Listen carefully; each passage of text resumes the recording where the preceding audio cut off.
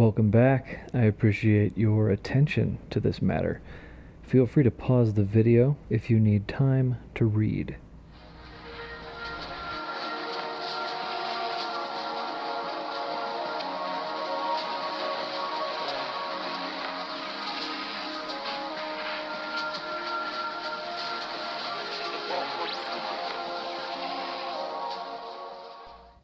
If you've been watching this channel, you know that I like to mix in with the analysis and the observations about the patterns I've found, these synchronicities and strange coincidences.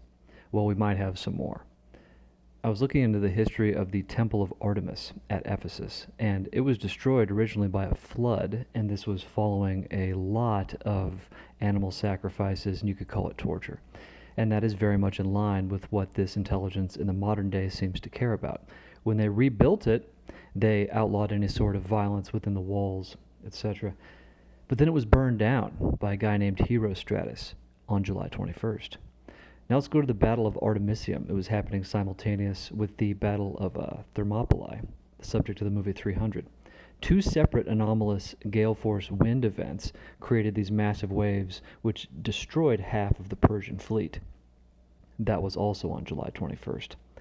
And now guess when my birthday was. July 21st.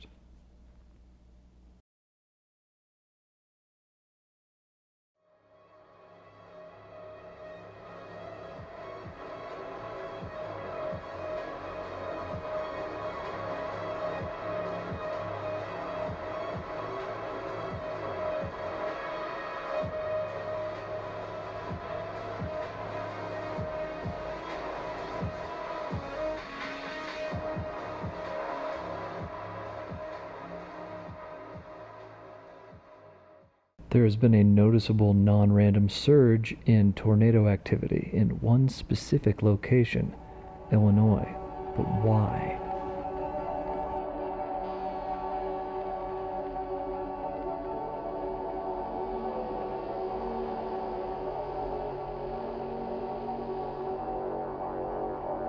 There is a magical operation of maximum importance. The initiation of a new neon.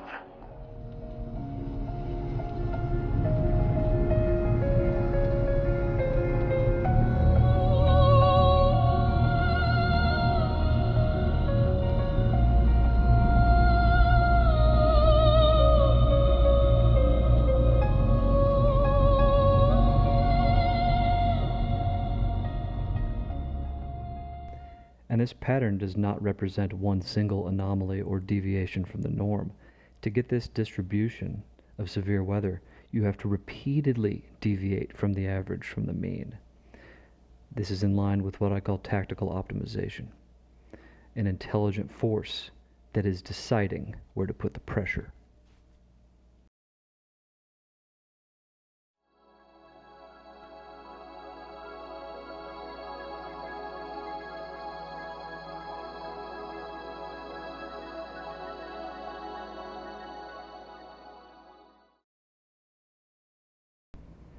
Very loud, mysterious sounds have been reported off the coast of South Carolina, Virginia, the Netherlands, and India. Well, maybe if we use the same logic and reasoning as was used to explain cattle mutilations, we can understand these phenomena as well. What do they have in common? That's the first question.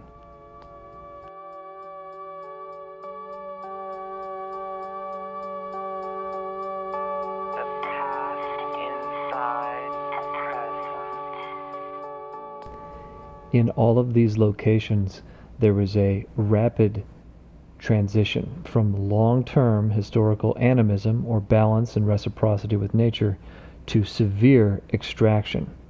And that transition happened rapidly, just like the rapid transition from hunting to industrial livestock.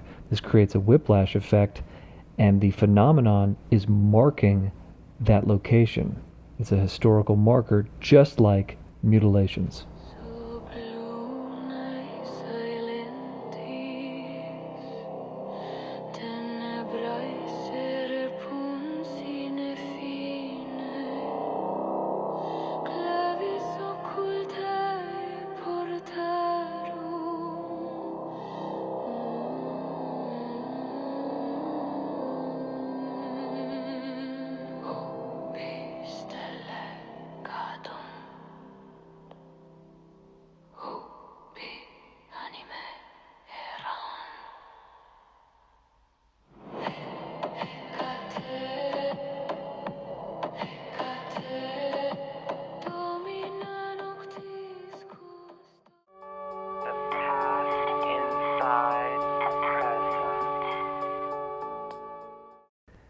And now let's look for signs of the past inside the present at two other locations, Georgia and my personal favorite, Skinwalker Ranch.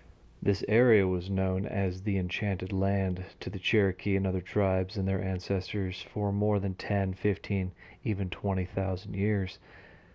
Golden streams, the beautiful merging of two ancient rivers, streams that might have been a little too golden because gold was discovered in 1829, and immediately they started selling off raffles so that armed settlers could come in and bully the Cherokee off their land. That went on for about 10 years until the Trail of Tears culminated in the absolute removal of the Cherokee from that area, and then the Army Corps of Engineers built a dam and flooded the ancestral lands. So the remnants of that culture are underneath that water where that jet ski accident occurred.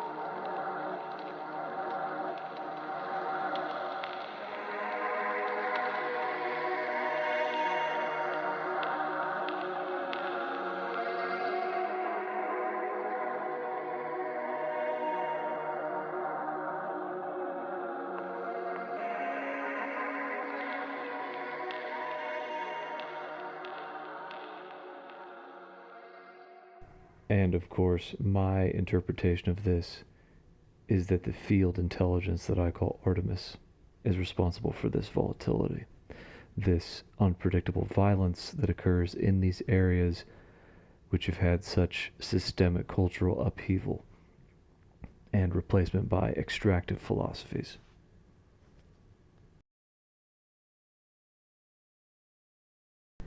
All right, you can see the location of Skinwalker Ranch. Let's go back in time.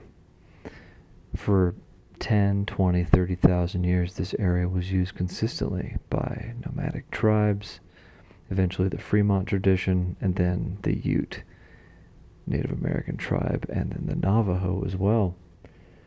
Well, eventually, when the Mormons came through, they wanted the Utes out of there.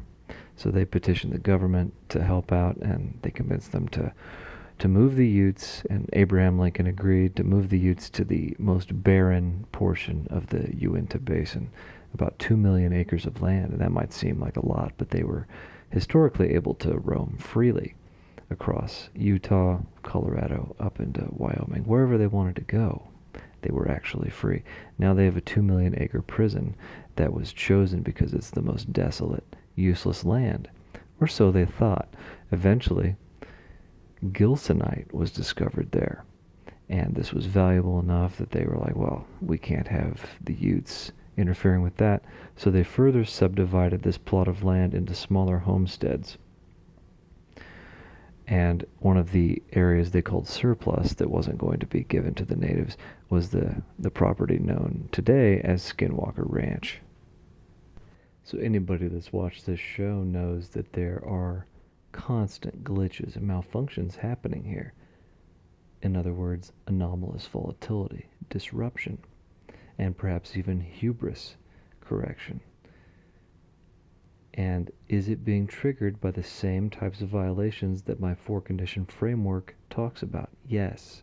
This area is triggering at least three of them: the loss of animism, environmental exploitation, and the loss of hunting with subsequent replacement by industrial livestock. 3 out of 4 equals buckle up, there's going to be some anomalous volatility. And if you watch the show, something goes wrong every single week. The scientists, the engineers on the show say, well, I've never had this equipment malfunction anywhere before. Bingo, it happens there.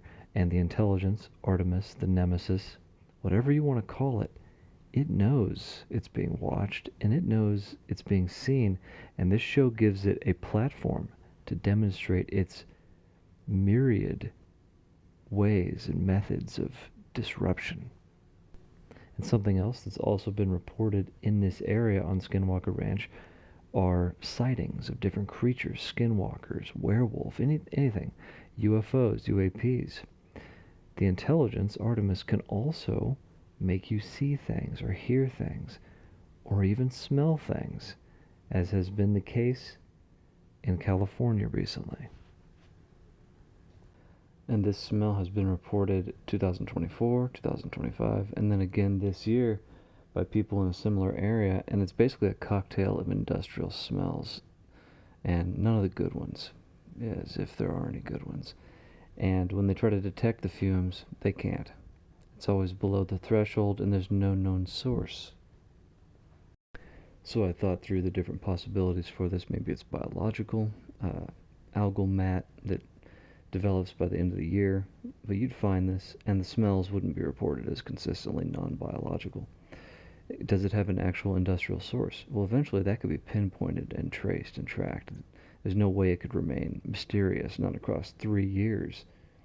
And the smell would eventually rise above the minimum detection threshold, and the machinery, whatever equipment they're using, would be able to detect it. So really, it's still mysterious, and you already know what I think.